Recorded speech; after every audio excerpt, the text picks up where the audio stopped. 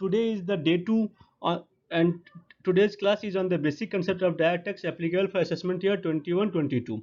And today is the second day. First day we have discussed some concepts, some important like a concept like provisory explanation, circular notifications, all these things. And today's class is on several topics. Today we will discuss rate of tax for individual and HUF, surcharge, margin relief, rebate, and most importantly section 115 BSc alternative tax resume alternative tax regime. सभी को ये problem है कि हम किस rate में जाए, हम ओल्ड रिजीम में रहे या फिर न्यू रिजीम में रहे, कौन सा रिजीम मेरे लिए बेनिफिशियल होगा, ओल्ड वाला या फिर न्यू वाला। We will discuss in detail, and after that class there will be no confusion among all of you. So let's start.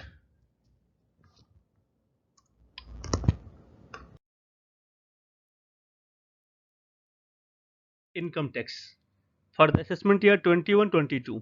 There is no change in the tax rate in case of individual or HUF. There is no change. Last year also the same slab is there. This year also the slab is the same. The basic exemption limit for individual is 2.5 lakh rupees. Up to 2.5 lakh there is no tax.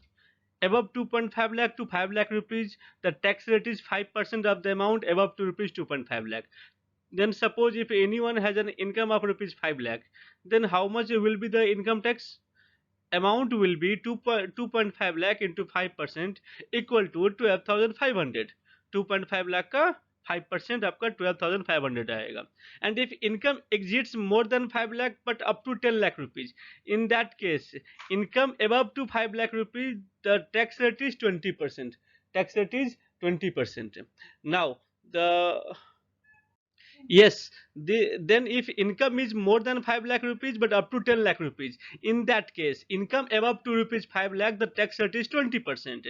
This means that if anyone has an income of rupees 10 lakh, then the tax liability will be up to 5 lakh 5%, means 2.5 lakh to 5 lakh 5%, that is 12,500, and above 5 lakh to 10 lakh 5 lakh into 20% is equal to 1 lakh rupees. Total income tax is 1,12,500 rupees if income is up to rupees 10 lakh. If income is above to rupees 10 lakh, in that case income above to rupees 10 lakh is chargeable at the rate of 30%. At the rate of 30%. Suppose if anyone has an income of rupees 11 lakh, in that case up to 10 lakh your tax liability is 1,12,500, and remaining 1 lakh is the 30%, that is 30,000 rupees, means 1,42,500 rupees. I think this point is clear to all of you. Normally we just consider that up to 10 lakh in case of individual is 1,12,500.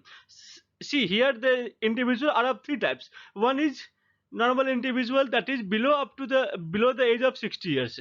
Second one is senior citizen, that means a age of the individual is above above 60 years but less than 80 years.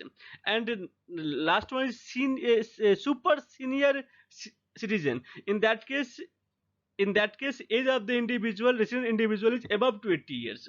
So this slab is slightly changed for senior citizen and for super senior citizen. For senior citizen the basic exemption limit is up to rupees 3 lakh rupees. So suppose, and after the 3 lakh rupees the rate slab is 5%. So here if a senior citizen has an income of rupees 10 lakh, in that case up to 5 lakh, from 3 lakh to 5 lakh the tax rate is 5%. So for 2 lakh into 5%, that is the amount will be 10,000 rupees.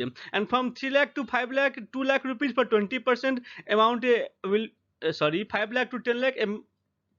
Yes, then 3 to 5 lakh is rate is 5% for senior citizen. You see the slab rate is up to 5 lakh there is 5%, above to 5 lakh to 10 lakh 20%, above 10 lakh 30%. For normal individual the basic exemption is 2.5 lakh. For senior citizen basic exemption is 3 lakh rupees, and for super senior citizen slab is basic exemption limit is 5 lakh rupees. तो so suppose if a senior citizen having income of rupees 10 lakh, the tax rate will be 3 to 5 lakh, 2 lakh into 5%, 10,000 rupees, and 5 to 10 lakh, 5 lakh rupees into 20% equal to 1 lakh rupees. I think this point is clear. You just see the notes and there is not much change. Last year the tax rate was the same. So move to the next slide. Income tax देखिए surcharge में भी कोई खास change नहीं है. Last year also the rate was same, this year also the rate is same. Minor changes है, मैं आपको बोलता हूँ. देखिए सरचार्ज में क्या होता है, income up to ₹50 lakh there is no surcharge. Income above 2 rupees, this is applicable for individual, HUF, AOP, BOI, artificial person, all these individuals. Income above 2 rupees 50 lakh but less than 1 crore, surcharge is 10%. यदि 1 करोड़ से अधिक है, 2 करोड़ तक है तो 15%, 2 करोड़ से अधिक है, 5 करोड़ तक है तो 25%, अब 5 करोड़ से अधिक है तो 37%. 5 करोड़ से अधिक है तो 37%. फिर से बोलते हैं आपको, up to 50 lakh no surcharge. 50 lakh से 1 करोड़ तक हुआ तो 10%. 1 करोड़ से 10% on the income tax. Surcharge हमेशा इनकम टैक्स के ऊपर होता है. 10% ऑन द इनकम टैक्स. इसमें कुछ चेंजेस है, आपको मैं डील करूंगा नेक्स्ट स्लाइड में. हम देखिए 1 करोड़ से लेकर 2 करोड़ तक 15%, और 2 करोड़ से लेकर 5 करोड़ तक 25%, और एबव 5 करोड़ तक 37%. ठीक है. अच्छा, लास्ट स्लाइड में मैंने बताया था जो सीनियर सिटीजन और सुपर सीनियर सिटीजन, 60 इयर्स और 80 years. Senior citizen age limit is 60 years, above to 60 years but less than 80 years, and super senior citizen age is above to 80 years. अब इसमें मैं अब ये 60 इयर्स और 80 इयर्स कब माना जाएगा, इसके लिए एक आपका सर्कुलर इशू हुआ था, एक क्लैरिफिकेशन इशू हुआ था, सर्कुलर नंबर 28/16. इसमें क्या बोला गया है कि आप यदि ड्यूरिंग द ईयर कभी भी यदि आप 60 इयर्स के एज को अचीव करते हैं तो आपका जो 60 और 80 का जो स्लैब था, बेसिक एग्जाम्पशन लिमिट आपका 3 लाख और 5 लाख रुपीज हो जाएगा. यदि सीनियर हुए तो 3 लाख और सुपर सीनियर हुए तो 5 लाख रुपीज. तो अब मैं आपसे ये पूछता हूँ कि ये 60 और 80 किस दिन से काउंट किया जाएगा. सपोज करो माय प्रीवियस, मेरा असेसमेंट ईयर कौन सा है, 21-22 है, तो मेरा प्रीवियस ईयर कौन सा होगा, 2020-21 होगा. तो सपोज करो मैं नवंबर 2020 में मैं 60 इयर्स का हो गया, तो मेरे लिए कौन सा एप्लीकेबल होगा, 60 हो, तब मेरे लिए बेसिक एग्जाम्पशन लिमिट क्या होगा, 3 लाख होगा या 5 लाख होगा. थिंक ऑन इट, थोड़ा सा इसके ऊपर आप सोचिए क्या होगा. मैं आपको बोलता हूँ कि जो first day of the assessment year होता है, first day of the assessment year means 1 अप्रैल 2021 को जो आपका एज है वो आपका माना जाएगा. आप किस स्लैब के अंदर फॉल करोगे, किस स्लैब के अंदर फॉल करोगे. तो मेरा एग्जांपल क्या था, मेरा नवंबर 2020 में मैं 60 इयर्स का हो गया था, तो मेरे लिए कौन सा स्लैब होगा.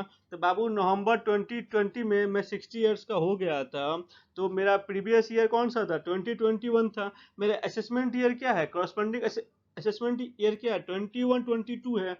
तो first day of the assessment year क्या होगा, 1 अप्रैल 2021. तो इनकम अर्न करते हैं हम प्रीवियस ईयर में और इनकम टैक्स करते हैं हम असेसमेंट ईयर में. Income is earned in the previous year and income is tax in the assessment year. अब प्रीवियस ईयर में जब मैं इनकम अर्न करता हूं तो ड्यूरिंग द प्रीवियस ईयर और नवंबर 20 में जॉब से रिटायर किया तो मेरा एज 60 इयर्स का हो गया. क्लियर है. तो अब मुझे ये बताइए जो मेरे लिए कौन सा स्लैब एप्लीकेबल होगा. ऑफ कोर्स आपको ये देखना पड़ेगा कि first day of the assessment year में आपका एज कितना था. तो जैसे ही first day of the assessment year हुआ तो मेरा एज कितना हो गया, मेरा एज 60 प्लस हो गया, तो मैं आपका 60 वाला स्लैब में फॉल कर जाऊंगा.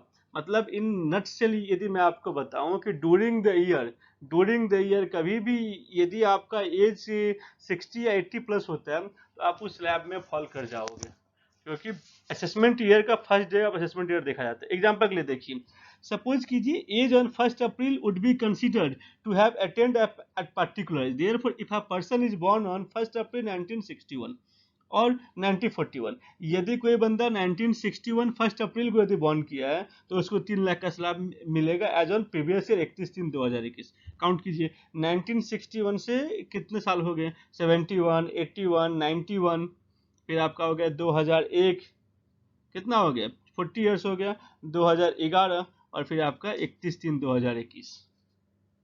Is it clear? तो हमेशा ये आपका देखना पड़ेगा जब first day of assessment year में आप कितने साल के हो, first day of assessment year में आप कितने साल के हो। ठीक है, अब आगे बढ़ते हैं, move to the next slide. देखिए सरचार्ज को लेकर कुछ, सरचार्ज का जो रेट है आपका, रेट देखिए, रेट आपका था, मैंने लास्ट प्रीवियस स्लाइड में मैंने डील किया था इसको, मैं एक बार फिर से इसको बोल दे रहा हूँ। Up to 50 lakh no surcharge, 50 lakh to 1 crore 10%, 1 crore से लेकर 2 करोड़ तक 15%, 2 करोड़ से लेकर 5 करोड़ तक 25%, एंड अबव टू 5 करोड़ 37%।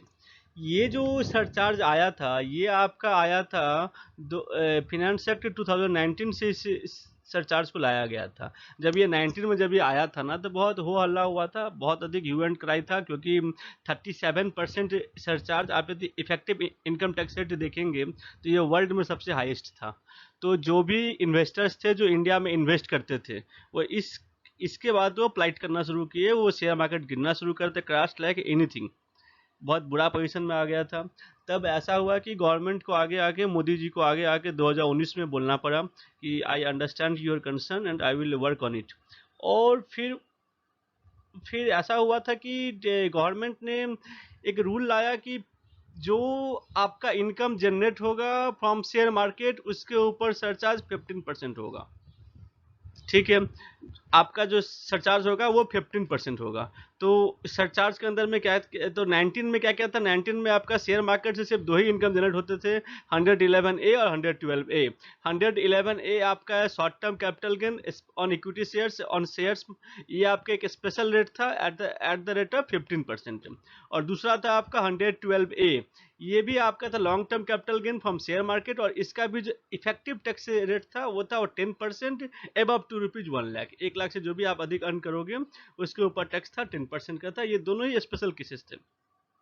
अच्छा, इस बार का जो बजट आया था ना फाइनेंस एक्ट 2020, इसमें जो मेजर अमेंडमेंट है, मेजर अमेंडमेंट ये था कि पहले डिविडेंड आपका एग्जम्प्ट होता था in the hand of share holder under section 1034। बाद में गवर्नमेंट ने 115 डबल बीडी लाके डिविडेंड को टैक्सेबल कर दिया एबव ₹10 लाख, 10 लाख से ऊपर का यदि डिविडेंड है तो उसको टैक्सेबल कर दिया एट द रेट ऑफ 10%। ये गवर्नमेंट फाइनेंस एक्ट 19 में कर दिया था। लेकिन आप देखिए डिविडेंड के ऊपर पहले कॉर्पोरेट डिविडेंड टैक्स कंपनी पे करते थे, company was also paying corporate dividend tax, and share holder are also paying tax under section 115 double BD. तो ये एक एनोमली था। तो गवर्नमेंट ने जब फिनेंस एक्ट 20 पास किया तो इस एनोमली को एड्रेस किया, और जो प्रीवियस कंडीशन थे, जो 1998 से पहले के जो कंडीशन थे, 1998 में इसको लाया गया था कि कॉर्पोरेट डिविडेंड टैक्स को लाया गया था और जो dividend in the hand of share holder को एग्जेम्प्ट कर दिया गया था। 1998 से पहले उल्टा केस था, 1998 से पहले जो डिविडेंड था वो शेयर होल्डर के हैंड में टैक्सेबल होता था और कंपनी के हैंड में टैक्सेबल नहीं होता था।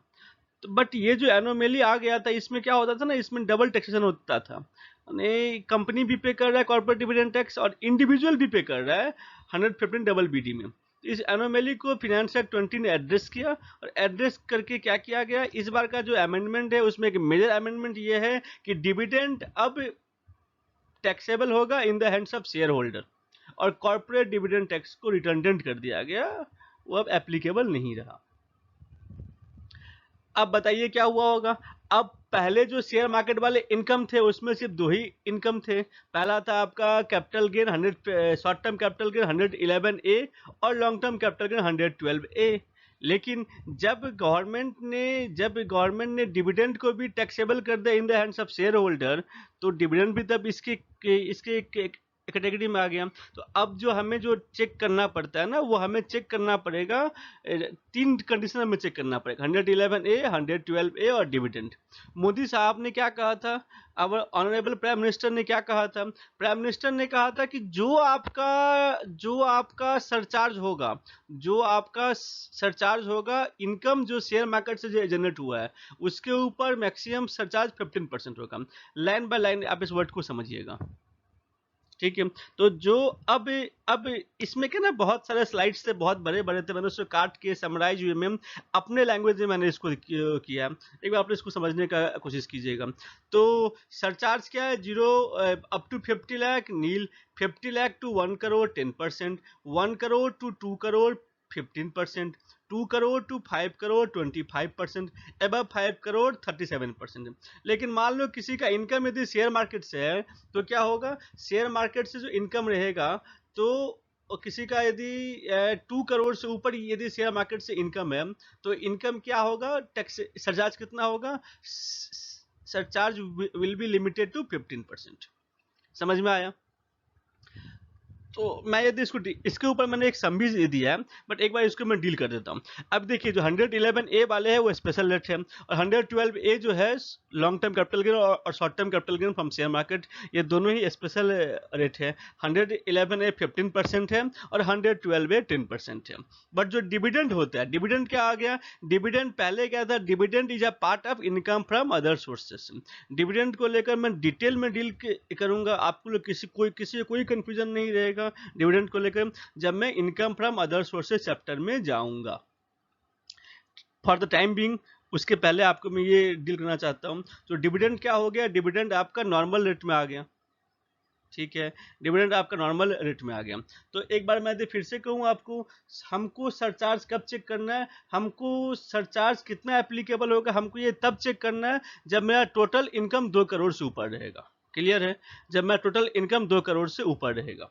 टोटल इनकम जैसे ही 2 करोड़ से ऊपर हो गया, तब मुझको ये चेक करना है कि कौन सा इनकम मेरा शेयर मार्केट से और कौन सा मेरा अदर इनकम है, शेयर मार्केट के अलावा अदर इनकम है। शेयर मार्केट वाले इनकम में 3 इनकम आते हैं, 111 ए, 112 ए एंड डिविडेंड। यदि मेरा इनकम एबव 2 करोड़ है, तब जो 111 ए, 112 ए और डिविडेंड वाले इनकम है, उसके ऊपर जो सरचार्ज होगा वो 15% का ही होगा। क्लियर है? लेकिन आप ये देखिए, यदि आपका इनकम सपोज कीजिए 9 करोड़ रुपीज का, इनकम आपका 9 करोड़ 50 लाख रुपीज है, जिसमें से आपका 9 करोड़ का डिविडेंड है। एग्जांपल के लिए मैं बोल रहा हूँ, आपका इनकम 9 करोड़ 50 लाख रुपीज का है, जिसमें 9 करोड़ का डिविडेंड है और 50 लाख का बिजनेस इनकम है। इस केस में सरचार्ज का रेट क्या होगा? इस केस में सरचार्ज का रेट क्या होगा? मैंने क्या कहा था कि हमें 2 करोड़ तक चेक नहीं करना है, हमारा इनकम यहाँ पर 9 करोड़ से 2 करोड़ से अधिक है। मेरा इनकम आपका 9.5 करोड़ है, जिसमें से 9 करोड़ आपका हो गया डिविडेंड इनकम और 50 लाख हो गया बिजनेस इनकम। उस केस में क्या आएगा बताना? उस केस में आपका आएगा जो 9 करोड़ है उसके ऊपर जो इनकम टैक्स आएगा, उस इनकम टैक्स के ऊपर जो सरचार्ज होगा वो आपका 15% ही होगा। लेकिन जो 50 लाख रुपीज का जो इनकम है उसके ऊपर कितना का सरचार्ज होगा? उसके ऊपर भी सरचार्ज होगा 15% का। इन शॉर्ट मैंने, ये बहुत ही कंफ्यूजिंग टॉपिक है, किसी भी बुक में अच्छा से इसको क्लैरिफाई नहीं किया। मैंने कोशिश किया था कि आपको मैं टू मेक यू अंडरस्टैंड।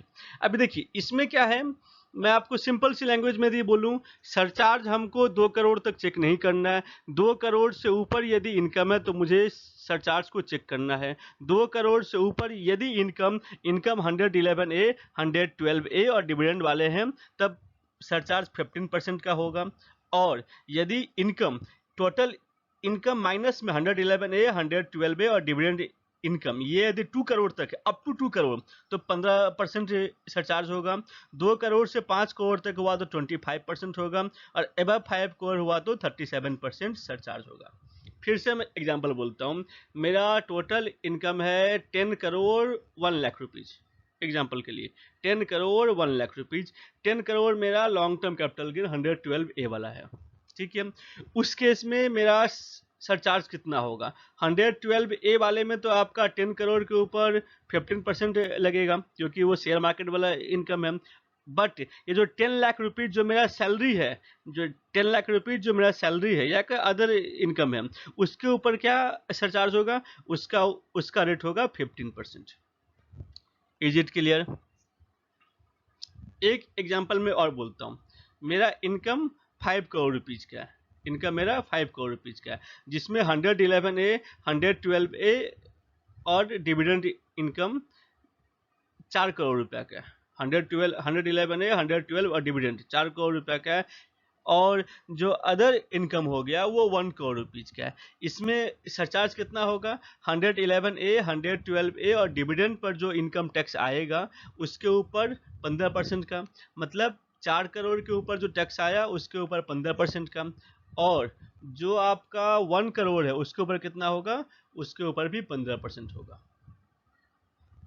ठीक है, इसका मतलब ये हो गया कि टोटल इनकम माइनस में 111A, 112A और डिविडेंड, यदि टोटल इनकम माइनस में, यदि total income excluding 111A, 112A और डिविडेंड यदि 2 करोड़ से कम भी है फिर भी सरचार्ज 15% होगा।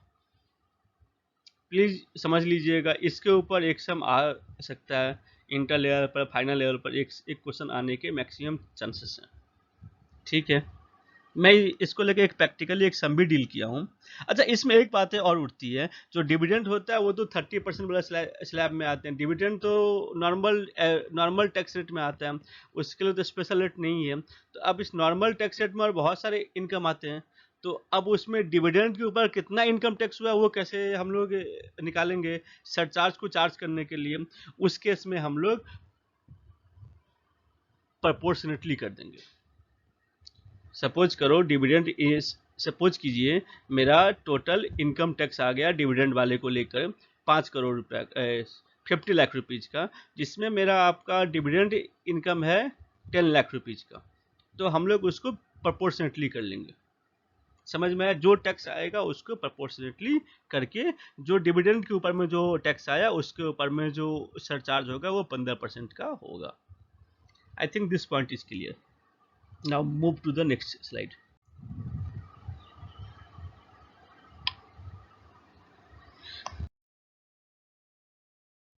मैंने यहाँ पर एक एग्जाम्पल दिया, ये इसको आप लोग कॉपी कर लीजिए, फोटो खींच लीजिए, मैं इसको आपको इसको सॉल्व कीजिएगा। ये one of the master case है, इसको यदि आप सॉल्व कर लीजिएगा तो ये जो आपको प्रॉब्लम है ना, कितना सरचार्ज आएगा, क्या टैक्स आएगा, ये पूरी तरीके से सॉल्व हो जाएगी। देखिए मैंने इसमें 4 केस दिया है, case 1, case 2, case 3 and case 4। ठीक है, देखिए पहला केस क्या है? पहला केस आपका है dividend income 30 lakh rupees, 111A वाले 10 लाख रुपीज, 100, देखिए मैंने टैक्स रेट मैंने मेंशन कर दिया जो स्पेशल रेट है, 112A 10%, 14 lakh rupees, other income 1 crore 26 lakh rupees, total income 1 crore 80 lakh rupees. अब यदि मैं आपको बताऊं इसमें सरचार्ज क्या होगा, तो नॉर्मल सी बात है, मेरा 2 करोड़ से कम का टोटल इनकम है, तो हमको यहाँ पर चेक नहीं करना है कि मेरा सरचार्ज क्या होगा। ठीक है, अब यदि सम को यदि आप सॉल्व कीजिएगा तो देखिएगा तो 10 लाख का 15% कितना रुपया होगा? 10 लाख का 15% इक्वल टू 1.5 लाख रुपीज। ठीक है, तो 111A कितना हो गया? 1.5 लाख रुपीज। 112A की कितना होगा? 14 लाख है। 1 लाख का आपको ऐसे ही छूट मिलता है, तो 13 लाख का 10% 1,30,000 रुपीज, तो टोटल कितना हो गया बाबू? 1,50,000 और 1,30,000, 2,80,000 आपका स्पेशल इनकम में आ गया। और अदर इनकम कितने हो गया? 1 करोड़ 26 लाख और 30 लाख, मतलब 1 करोड़ 56 लाख। मैं यदि आपको बताऊं कि 1 करोड़ 56 लाख पर कितना रुपया इनकम टैक्स आएगा, तो सिंपल सी बात है, मिस्टर ए क्या है? 42 ईयर्स का है, नॉर्मल इंडिविजुअल है। ठीक है, तो उस केस में बताना क्या होगा? 1 करोड़ 56 लाख रुपीज है, तो 1 करोड़ 50, तो मैंने क्या कहा था? 10 अप टू 10 लाख, 1,12,500, तो 1 करोड़ 56 लाख, 1 करोड़ 56 लाख माइनस में 10 लाख, कितना आ गया? 1 करोड़ 56 लाख माइनस में 10 लाख, ये आपका आ गया 1 करोड़ 46 लाख। 1 करोड़ 46 लाख आ गया। अब बताना इसके ऊपर कैसे टैक्स हम लोग निकालेंगे? इसका कितना परसेंट? इसका आपका 30%। 1 करोड़ 46 लाख का 30%, 1 करोड़ 46 लाख का 30%, 4,38,000। ठीक है, तो इसमें तो हमें माइंड अप्लाई करना ही नहीं है, क्योंकि जो इनकम है वो टोटल इनकम 2 करोड़ से कम है। तो स्ट्रेट फॉरवर्ड हम लोग क्या करेंगे? जब 2 करोड़ से कम है तो जो वो स्लैब होता है अप टू 50 लाख तक नील, 50 लाख से 1 करोड़ तक आपका 10%, 1 करोड़ से लेकर 2 करोड़ तक 15%। तो जब ये 2 करोड़ से कम है तो हमें चेक करने की आवश्यकता ही नहीं। और नॉर्मली जो टैक्स बैठेगा, जो इनकम टैक्स आपका आएगा, उसके ऊपर में 10% सॉरी 15% का सरचार्ज में अप्लाई कर दूंगा। Is it clear? ठीक है, देखिए केस टू देखिए क्या है। केस टू इसको मैंने सॉल्व कर दिया है, नेक्स्ट स्लाइड में इसका सोल्यूशन दिया हुआ है, बट फॉर अंडरस्टैंडिंग आप इसको देख लीजिए, आप इसको पहले सॉल्व कीजिएगा, फिर मेरा सोल्यूशन से उसको मिला लीजिएगा। देखिए डिविडेंड इनकम कितना है 40 लाख रुपीज, 111A कितना है 20 लाख रुपीज, 112A कितना है 15 लाख रुपीज, अदर इनकम कितना है 2 crore 25 lakh rupees, total income कितना हुआ 3 करोड़। अब मैंने क्या कहा था, जैसे ही इनकम आपका 3 करोड़ हो माने 2 करोड़ से अधिक हो गया, तब आपको चेक करना पड़ेगा कि 111A 112A और डिविडेंड वाले कितने इनकम है और अदर इनकम कितने हैं। ठीक है बाबू, तो बताना टोटल इनकम आपका हो गया 3 करोड़ और टोटल इनकम माइनस में 111A 112A और डिविडेंड इनकम कितना हो गया 2 करोड़ 25 लाख रुपीज। ठीक है, तो अब इस केस में बताओ टैक्स का सरचार्ज का रेट क्या होगा। सरचार्ज का रेट क्या होगा 111A 112A और डिविडेंड वाला जो इनकम है, डिविडेंड 56 में आता है, 111A 112A और डिविडेंड इनकम जो है, इसके ऊपर जो आपका इनकम टैक्स आया है उसके ऊपर जो सरचार्ज होगा वो 15% ही होगा भाई, as per the Modi ji. जो 15% से अधिक में चार्ज नहीं कर सकता जो शेयर मार्केट्स में इनकम है। तो बाकी जो बच गया 2 करोड़ 25 लाख है टोटल इनकम माइनस में ये जो 111A 112A और डिविडेंड है वो कितना आपका आ गया 2 करोड़ 25 लाख। तो ये किस स्लैब में आता है, ये आपका फॉल करता है 25% वाले स्लैब में। क्लियर है? केस 3 देखिए, केस 3 में क्या दिया है, केस 3 में दिया आपका 95 लाख, 55 लाख, 8 लाख। अब देखिए टोटल इनकम कितना है 2 करोड़ 28 लाख है, लेकिन मैं यदि आपको बताऊं 2 करोड़ टोटल इनकम माइनस में, टोटल इनकम माइनस में 111A 112A और डिविडेंड कितना होगा, अदर इनकम कितना है 70 लाख रुपीज है, अदर इनकम कितना है 70 लाख रुपीज है। तो ये जो 70 लाख रुपीज की इनकम टैक्स के ऊपर में जो सरचार्ज आएगा उसका रेट क्या होगा, उसका रेट होगा 15%। यहीं पर बच्चे केस नंबर 3 में प्रॉब्लम कर जाएंगे। मेरे ख्याल से आप लोग को समझ में आ गया होगा। केस नंबर 4 भी ऐसा ही किया हुआ है। ठीक है, देखिए इसके सोल्यूशन की तरफ मैं मूव करता हूँ। नेक्स्ट स्लाइड देखिए, मैंने क्या कहा था, tax on capital gain 111A 15% 1,50,000, tax on capital gain 112A above to 1,14 lakh था, 1 लाख कम कर दो तो 13 लाख का 10% 1,30,000। टोटल इनकम कितना हो गया, मैंने 1 करोड़ 56 लाख माइनस में 10 लाख जो आप लोग निकाले थे, 1 करोड़ 46 लाख इंटू में 30 और प्लस में 1,12,500 1,12,500 total is 44,92,500। Total income tax is 47,72,500। Surcharge क्या होगा, नॉर्मली होगा, सरचार्ज क्या होगा नॉर्मली होगा क्योंकि 2 करोड़ से कम का मेरा इनकम था, तो नॉर्मली 47,72,500 इसके ऊपर हम लोग सरचार्ज निकाल देंगे 15% का। ठीक है, उसके बाद क्या होगा, इनकम टैक्स एंड सरचार्ज जो रुपया हो गया उसको 4% से इंक्रीज कर देंगे और बाकी जो आपका आएगा वो आपका टैक्स लायबिलिटी आ जाएगा। Is it clear? देखिए केस 2 देखिए, केस 2 में क्या था बताइए तुम, केस 2 में था आपका total income excluding 111A 112A and dividend 2 crore 25 lakh रुपया का था। इस केस में क्या होगा, जो अदर इनकम है उसके ऊपर आपका 25% का सरचार्ज आएगा और जो शेयर मार्केट वाले इनकम है उसके ऊपर सरचार्ज 15% का ही आएगा। क्लियर है बाबू? अब देखो इसको कैसे सॉल्व किए हैं। Short term tax on capital gain 3 lakh रुपया का था 111A वाले, tax on capital gain 112A वाले लॉन्ग टर्म वाले 1,40,000 का था और टैक्स ऑन अदर इनकम आप लोग इसको निकालिएगा, जो टोटल इनकम होगा माइनस में 10 लाख कर दीजिएगा इंटू में 30, 10 लाख के लिए 1,12,500 उसको ऐड कर दीजिएगा तो टोटल आपका आएगा 77,62,500। अब इसमें बात ये उठती है कि जो 77 62 500 है, ये तो डिविडेंड की, ये तो डिविडेंड भी इसके अंदर में है। ये जो टैक्स आपका 77 62 500 आया है, इसके अंदर तो डिविडेंड भी है। तो हम लोग कैसे निकालेंगे कि डिविडेंड इनकम कौन सा है? हम लोग कैसे निकालेंगे डिविडेंड इनकम कौन सा है? तो हम लोग इसको प्रोपोर्शनेटली कर देंगे। देखिए सरचार्ज कैसे निकाला गया है। सरचार्ज ऑन 111A कितना है बाबू? 3 लाख रुपया, 3 लाख का 15%, 15 थ्री जा 45, 45,000 आ गया। सरचार्ज ऑन 112A 1,40,000 का 15%, 21,000 आ गया। और सरचार्ज ऑन डिविडेंड, इसको कैसे निकाला गया, इसको कैसे हम लोग सॉल्व किए देखना। तो टोटल डिविडेंड आपका था 40 लाख रुपीज़ का डिविडेंड था, तो हम लोग इसको प्रोपोर्शनेटली कर दिए, प्रोपोर्शनेटली कर दिए। ठीक है बाबू, देखो कैसे निकाला गया। 77 62 500 ये आपका टोटल इनकम हो गया, डिवाइड बाय कितना हो गया 2,65,000 जो मेरा टोटल इनकम था, इनटू में 40 लाख रुपीज़ का डिविडेंड।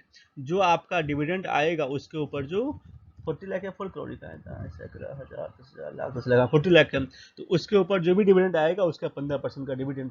अब बाकी जो बैलेंस पैसा बच गया उसके ऊपर कितना का 25% का सरचार्ज आ जाएगा। Is it clear? Case number 3 देखिए। केस नंबर 3 में 111A 8,25,000 आ गया। टैक्स ऑन कैपिटल का 112A 70,000 आ गया। टोटल जैसे अब मैंने पहले कहा था वैसे इसको निकाल लीजिएगा। अब बताओ सरचार्ज कितना का होगा। देखो total income excluding 111A 112A और डिविडेंड 70 लाख रुपीज है। और क्या था, टैक्सेबल इनकम कितना 2,28,000 है। मतलब टोटल इनकम माइनस में 111A 112A और डिविडेंड कितना आ गया 70 लाख रुपीज आ गया। तो मैंने क्या कहा था, यदि 2 करोड़ तक यदि रहेगा तो क्या होगा, सरचार्ज 15% का ही होगा। मैक्सिमम बच्चे यहाँ पर गलती ये कर देंगे कि ये देखेंगे 50 से 1 के बीच में है वो 10% लगा देंगे। आप यदि 10% लगाइएगा तो वो गलती हो जाएगा। क्लियर है? ठीक है। टोटल इनकम जैसे ही 2 करोड़ से बढ़ जाएगा, उसके टोटल इनकम मतलब सब इनकम, टोटल इनकम जैसे ही 2 करोड़ से ऊपर हो जाएगा, उस केस में क्या होगा, जो total income minus 111A 112A और डिविडेंड कुछ भी हो, उसका जो टैक्स रेट होगा वो 15% ही होगा। तो ये सब बहुत ही सिंपल हो गया क्योंकि सभी का सेम ही रेट हो गया। ठीक है, जो शेयर मार्केट वाले हैं उसका भी 15% हो गया, और जो नॉर्मल है, जो नॉर्मल इनकम है वो भी आपका 2 करोड़ से कम है तो उसका भी 15% हो गया। Total is 8 crore. जो भी आपका आएगा इसको सॉल्व कीजिएगा, आंसर आपको मिल जाएगा। अब देखो केस 4 देखो। 111 है 45,000 था, 112 है 7,90,000 था। Tax on other income 2 crore 2 crore 10,52,500 था। अब इसमें देखो, इसमें देखना total income excluding 111A 112A और डिविडेंड, टोटल इनकम माइनस में ये सब कितना था 6 करोड़ 59 लाख रुपीज़ था। तो जैसे ही ये 6 करोड़ क्रॉस किया, मतलब 5 करोड़ से अधिक है, तो टैक्स रेट वुड बी 37% है। और जो शेयर मार्केट वाला है इनकम, उसका 15% ही होगा। ठीक है। तो मैं यदि इसको शॉर्ट में यदि बताऊं तो आपको सिर्फ 2 बातें समझनी है कि 2 करोड़ से पहले हमको चेक नहीं करना है, और 2 करोड़ के बाद यदि टोटल इनकम माइनस में 111A 112A और डिविडेंड 2 करोड़ से कम है तो टैक्स रेट 15% होगा, और तो 2 करोड़ से अधिक होगा तो आपका जो नॉर्मल रेट है वैसे ही 15 के बाद 25, 25 के बाद 37 वो एप्लीकेबल हो जाएगा। ठीक है। और जो शेयर मार्केट वाले इनकम है वो इन एनी केस, किसी भी केस में जो आपका सरचार्ज होगा वो 15% ही होगा। इस बार डिविडेंड ऐड किया गया, वो आपका नया है। अब जो डिविडेंड के ऊपर जो सरचार्ज को निकालेंगे, डिविडेंड के ऊपर जो इनकम टैक्स आया वो तो टोटल सबके ऊपर आया हुआ है, स्पेशल रेट को छोड़ के। 111A और 112A स्पेशल रेट है, इसलिए उसको पहले से आपको अलग से निकालना पड़ता है, इसलिए आपको वो पता है।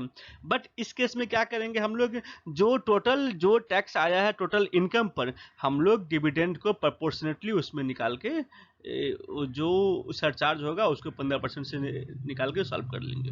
ठीक है। आई थिंक आप इसको सॉल्व कीजिएगा। आई होप ये पॉइंट आप लोग को समझ में आ जाएगा। ठीक है, कॉपी कर लीजिएगा इसको या फोटो खींच लीजिए, स्क्रीनशॉट ले लीजिए, बाद में इसको सॉल्व कीजिएगा। You will get the answer, you will get the answer.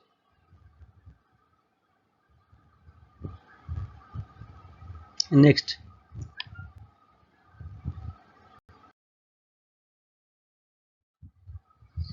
Marginal relief. ये मार्जिनल रिलीफ क्या होता है, जो रिलीफ दिया जाता है सरचार्ज से बचने के लिए, यदि आपका मार्जिनल इनकम यदि मार्जिनली हाई है, वर्ड देखिए marginal relief, marginal relief, relief किससे मिल रहा है, जो इनकम मार्जिनली हाई है, जैसे मान लीजिए सरचार्ज आपका एप्लीकेबल होता है 50 अप टू 50 लाख तक, नो सरचार्ज, 50 लाख से 1 करोड़ 10%। यदि आपका इनकम 51 लाख रुपीज हुआ तो उस केस में क्या होगा, आपको मार्जिनल रिलीफ मिलेगा। ठीक है, मैं यदि इसको फिर से बताऊं, मान लीजिए आपका इनकम 51 लाख रुपीज है, तो 51 लाख रुपीज तक में सबसे पहले हम लोग ये निकालेंगे कि 51 लाख का नॉर्मल टैक्स क्या होगा। ठीक है, उसके बाद हम लोग ऐसे निकालेंगे कि जहां तक सरचार्ज एप्लीकेबल नहीं था वहां तक का नॉर्मल रेट, और जिस इनकम के कारण सरचार्ज एप्लीकेबल हो गया है उसका 100% टैक्स रेट। ठीक है, और तब चेक करेंगे कि कौन कम है या कौन अधिक है। जैसे मैं आपको एग्जांपल दूं 51 लाख रुपीज, तो आप यदि 51 लाख रुपीज का यदि आप टैक्स निकालिएगा तो नॉर्मल से बात है 51 माइनस में 10 कर दीजिए, कितना हो गया 41 लाख रुपीज, और 41 लाख रुपीज का 30%, 41 लाख रुपीज का 30% कितना हो गया 12,30,000, 41 लाख रुपीज का 30% कितना हो गया 12,30,000, प्लस में 1,12,500, आप लोग को पता है अप टू 10 लाख तक होता है 1,12,500, कितना हो गया 13,42,500। अब ये जो टैक्स आपका आया है, टैक्स कितना आएगा 13,42,500, 13,42,500। मैं आपको फिर से बोल रहा हूँ, इनकम इज 51 लाख, कैसे इसको निकालेंगे, up to 10 lakh 1,12,500, above to 10 lakh क्या होगा 30%, तो 51 माइनस में 10 41 लाख हो गया, 41 लाख का आप कीजिएगा 30%, और उसमें आप 1,12,500 ऐड कर लीजिएगा, 1,12,500 ऐड कर लीजिएगा, तो आपका टोटल आएगा 13,42,500। उसके ऊपर सरचार्ज कितना का होगा, उसके ऊपर होगा सरचार्ज 50 लाख से 1 करोड़ तक 10% का, इक्वल टू आपका कितना आ गया 10% आपका टोटल आपका आ गया 1,34,250। इसको यदि आप ऐड कर लीजिए तो आपका आ जाएगा, देखिएगा 14,76,750, 14,76,750। और मैंने मार्जिनल रिलीफ के कंसेप्ट मैंने क्या कहा है, सरचार्ज को यदि आपका इनकम मार्जिनली हाई है, सरचार्ज के जो स्लैब है उससे हल्का आगे है, उस केस में आपको ये बेनिफिट मिलते हैं। तो सपोज कीजिए यदि मैं मार्जिनल रिलीफ के कंसेप्ट को यदि फॉलो करता हूँ, उस केस में क्या होगा, इस केस में आपका इनकम आ रहा है 14,76,750, कहीं पर लिख के रख लीजिए 14,76,750। ठीक है, अब यदि मैं मार्जिनल रिलीफ को यदि फॉलो करता हूं, तो मैंने क्या कहा था, जो इनकम मार्जिनली हाई है उसके ऊपर 100% टैक्स, तो अप टू 50 लाख तक कितना का टैक्स बैठेगा, तो क्या होगा 40 लाख का 30% आपका हो गया 12 लाख, और प्लस में 1,12,500, 12 लाख प्लस में 1,12,500, टोटल आपका आ गया 13,12,500। अब मैंने क्या कहा, जो इनकम आपका अधिक है उसके ऊपर 100% का टैक्सेशन, तो 51 लाख में से मैंने 50 लाख मैंने निकाल लिया तो बच गया 1 लाख, तो 1 लाख का 100% क्या होगा 14,12,500।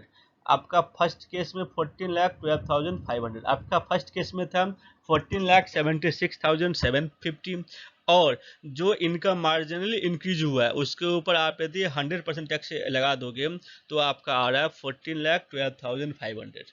तो कौन सा बेनिफिट है 14,12,500, तो जो इसका डिफरेंस होगा 14,76,750 माइनस में 14,12,500, जो भी इसका डिफरेंस होगा वो आपको मार्जिनल रिलीफ मिल जाएगा। ठीक है, देखिए डील क्या हूँ इसको, when income is marginally above to the maximum amount on which surcharge is not applicable, then normal tax on the maximum amount on which surcharge is not applicable, and 100% tax on income which is marginally above to the maximum amount not chargeable to tax। ठीक है, यही same concept मैंने इसके पहले deal किया था। देखिए आगे, तो वही मैंने पहले भी मैंने इसको डील किया। देखिए इसको आगे क्या क्या लिखा है, normal tax on whole income. पहला पहला स्टेप क्या था, फर्स्ट स्टेप था जो अमाउंट मार्जिनली एबव है उसका 100%, और उसके पहले का जो इनकम है उसका नॉर्मल इनकम आप लोग निकाल लोगे, ठीक है। फर्स्ट स्टेप ये था। स्टेप टू क्या बोल रहा है, स्टेप टू बोल रहा है normal tax on the whole income, पूरा के ऊपर आप नॉर्मल टैक्स निकाल लीजिएगा। और सी क्या बोल रहा है, मार्जिनल रिलीफ कब मिलेगा, जब जो नॉर्मल टैक्स है और जो मार्जिनल रिलीफ का जो टैक्स होगा, जो आपका मार्जिनली जो इनकम इंक्रीज हो रहा है उसके ऊपर जो 100% का लायबिलिटी लगाने के बाद टैक्स एप्लीकेबल करने के बाद जो टैक्स आ रहा है वो यदि B-A है, मतलब वो यदि कम है नॉर्मल टैक्स से, तभी आपको मार्जिनल रिलीफ मिलेगा, ठीक है। तो आई think this point is clear. Next,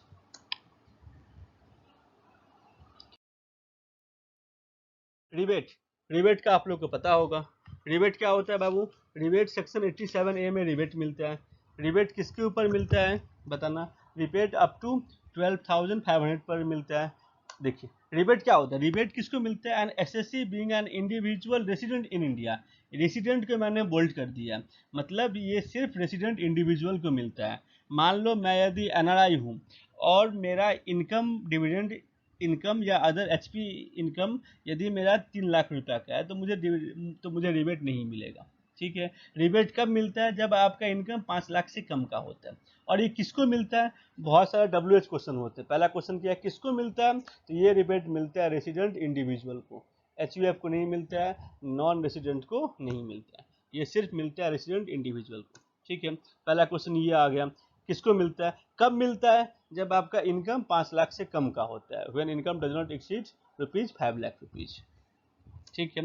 next क्या हो गया, कितना मिलता है, रिबेट 100% ऑफ सच इनकम और an amount of ₹12,500 which ever is lower, ठीक है। तो पहला आपने समझ गया किसको मिलता है, तो रेसिडेंट इन इंडिया को मिलता है, इंडिविजुअल रेसिडेंट इन इंडिया को मिलता है, नॉन रेसिडेंट को नहीं मिलेगा, HUF को नहीं मिलेगा, ठीक है। कब मिलता है, जब इनकम 5 लाख से कम होता है। कितना मिलता है, जो 12,500 मैक्सिमम, या फिर जो आपका इनकम है उसके ऊपर जो आपका टैक्स है और 12,500 विच एवर इज लोअर, ठीक है। नेक्स्ट क्या है, रिबेट किस चीज पर नहीं मिलता है, रिबेट आपका लॉन्ग टर्म कैपिटल गेन पर 112A पर नहीं मिलता है, रिबेट 112A पर नहीं मिलता है। Is it clear. नेक्स्ट क्या हो गया, health and education cess. Health and education cess का रेट क्या है, ये आपका रेट आपका 4% है।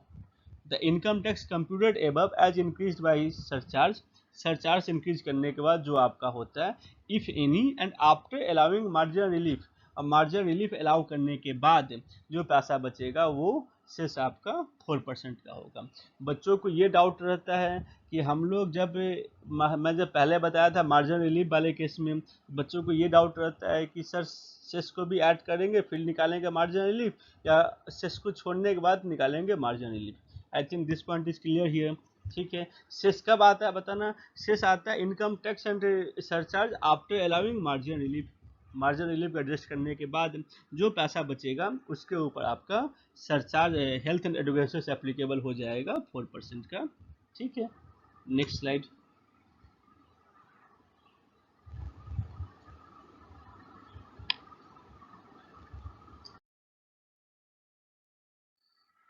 ये मोस्ट इम्पॉर्टेंट टॉपिक है,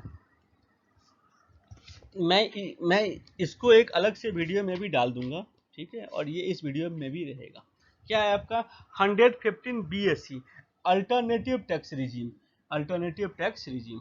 आप लोगों ने सुना होगा कि पहले जब ये फिनेंस बिल पास हुआ था तब ऐसा बोला गया था कि मैं एक स्पेशल रेट लेके आ रहा हूँ, अब बाकी सारे जितने भी आपको छूट मिलते हैं आप उसको बाद दे दो, आप उसको छोड़ दो, तो क्या होगा आपका टैक्स रेट कम जाएगा, ठीक है। तो देखिए इसमें क्या बोला गया है, इसमें स्टेप बाय स्टेप हम लोग आगे बढ़ते हैं। इसमें स्लैब रेट क्या है, 2.5 लाख नील, 2.5 to 5 लाख 5%, 5 लाख to 7.5 लाख 10%, 7.5 से 10 लाख 15%, 10 से 12.5 20%, 12.5 से 15% 25%, एंड अबव 15 लाख 30%। पहले वाले स्लैब में क्या था, पहले वाले स्लैब में क्या था, 2.5 से 5, 5 से 10, 10 के ऊपर 30, ठीक है। इस वाले स्लैब में क्या किया गया, जो 2.5 लाख का जैसे ही इनकम 2.5 लाख से इंक्रीज होता है स्लैब आपका बढ़ जाता है। अप टू 2.5 लाख तक यदि आपका इनकम है तो टैक्स रेट इज 0। 2.5 लाख से यदि 5 लाख यदि होता है, कितना आपका इंक्रीज हुआ 2.5 लाख, टैक्स रेट क्या हो जाएगा 5%। और 5 लाख से 7.5 लाख कितना होगा 10%। फिर देखिए इसमें 2.5 से इंक्रीज हो गया, तो एवरी 2.5 से इंक्रीज होने पर 5% का स्लैब रेट बढ़ जाएगा और 5, 10, 15, 20, 25 और लास्ट का 30% आ जाएगा। लेकिन ये 30% आते आते आपका इनकम 15 लाख रुपए तक पहुंच जाएगा। ठीक है बाबू। 2.5 लाख से 5 लाख 5%, 5 लाख से 7.5 लाख 10%, 7.5 लाख से 10 लाख 15%, 10 लाख से 12.5 लाख 20%, 12.5 लाख से 15 लाख 25% और above 15 lakh 30%। Is it clear? ठीक है। देखिए बट इसमें बहुत सारे, मैंने क्या कहा था आपको, यदि ये बेनिफिट लेना है तो आपको बहुत सारे बेनिफिट आपको फॉरगो करना पड़ेगा, बहुत सारे डिडक्शन आपको, डिडक्शन एग्जाम्पशन ये सारे आपको फॉरगो करना पड़ेगा। ठीक है, हम लोग आस्ते आस्ते उसको रीड करते हैं, ये बहुत ही इंपॉर्टेंट टॉपिक है। ठीक है, देखिए आगे देखिए नेक्स्ट क्या बोला गया, ये किसके लिए एप्लीकेबल है, applicable to resident as well as non resident, applicable to resident as well as non resident. ठीक है, ये एप्लीकेबल कब होगा, मैंने क्या कहा था बहुत कुछ आपको फॉरगो करना पड़ेगा, तो आपको क्या क्या फॉरगो करना पड़ेगा। ठीक है, क्या क्या फॉरगो करना पड़ेगा, पहला आपको फॉरगो करना पड़ेगा सेक्शन 10(5). 10(5) मतलब क्या होता है, leave travel allowance, leave travel allowance, जो आपको लीव ट्रेवल अलाउंस का जो आपको छूट मिलता था सैलरी कंप्यूटेशन में, वो अभी आपको छूट नहीं मिलेगा। 10(5) का जो एग्जाम्पशन था वो एग्जाम्पशन आपको नहीं मिलेगा। नेक्स्ट क्या है, सेक्शन 10(13)(a) मतलब हाउस रेंट अलाउंस, चाहो तो आप लोग कहीं पर लिख लो सेक्शन 10(5). पहला कौन सा, सेक्शन 10(5). 10(5) के अंदर में क्या आता है, leave travel allowance, leave travel allowance. दूसरा क्या है, सेक्शन 10(13)(a), ये क्या है, HRA। आप यदि नए रिजीम में आते हो तो आपको HRA का छूट नहीं मिलेगा, आपको HRA का छूट नहीं मिलेगा। ठीक है, नेक्स्ट क्या है बताना, सेक्शन 10(14) स्पेशल अलाउंस है, स्पेशल अलाउंस है, जैसे आपका high area allowance, convince allowance, ये बहुत सारे अलाउंस, इसका छूट नहीं मिलेगा। बट इसमें कुछ स्पेसिफिक आइटम्स है जिसका छूट मिलेगा, मैं उसको डील करता हूँ नेक्स्ट स्लाइड में। आगे देखिए नेक्स्ट क्या बोला गया बताना, नेक्स्ट क्या बोला गया, नेक्स्ट आपका बोला गया है सेक्शन 10(32), सेक्शन 10(32), 10(32) के अंदर में क्या आता है, अब देखना 32 के अंदर में आता है जो माइनर बच्चे होते हैं ना, उसका जो इनकम पेरेंट्स के हैंड में क्लब होता है, फादर या मदर जिसका इनकम हायर है उसके हैंड्स में क्लब होता है, उसमें आपको माइनर के इनकम पर 1500 रुपये का छूट मिलता है। ये छूट आपको नहीं मिलेगा, ये आपको फॉरगो करना पड़ेगा। ठीक है, नेक्स्ट क्या है आपका, देखिए नेक्स्ट आपका एक आपका है सेक्शन 10(10)(a) मिस हो गया था, सेक्शन 10(a) ये कौन सा होता है, सेज के लिए जो मिलता है, जो आपको सेज के लिए मिलता है, स्पेशल इकोनॉमिक जोन के लिए जो छूट मिलता था, ठीक है, वो आपको नहीं मिलेगा। उसके बाद क्या सेक्शन 16, सेक्शन 16 क्या होता है, सैलरी के लिए होता है, स्टैंडर्ड डिडक्शन, इंटरटेनमेंट अलाउंस और प्रोफेशनल टैक्स, ये इस सब का जो छूट मिलता था वो आपको नहीं मिलेगा। नेक्स्ट क्या है, सेक्शन 24(b), 24(b) क्या होता है, interest on borrowed capital, interest on borrowed capital, ये आपको जो इंटरेस्ट ऑन बोरोड कैपिटल था in respect of self occupied property, देखिए इसमें मेंशन कर दे, in respect of the property refer to in subsection 23(2), refer to in section 23(2). 23(2) में क्या आपका सेल्फ ऑक्युपाइड प्रॉपर्टी को लेकर बोला गया, तो जो सेल्फ ऑक्युपाइड प्रॉपर्टी होते हैं उसके ऊपर जो इंटरेस्ट ऑन बोरोड कैपिटल है उसका छूट नहीं मिलेगा। नेक्स्ट क्या बोला गया, सेक्शन 31(1)(2)(a), ये आप जो एडिशनल डिप्रिसिएशन होता है उसका छूट नहीं मिलेगा। फिर क्या दिया है, section 32(a)(d), investment in new plant and machinery in notified backward area, 32(a)(d) deal करता है investment in new plant and machinery in notified backward area, उसका छूट नहीं मिलेगा। 33(a) tea coffee rubber development account जो होता है उसका जो छूट मिलता था 20% समथिंग का, उसका भी छूट आपको नहीं मिलेगा, डिडक्शन नहीं मिलेगा। नेक्स्ट आपका 33(a)(ba), 33(a)(ba), ये भी आपका था रबर के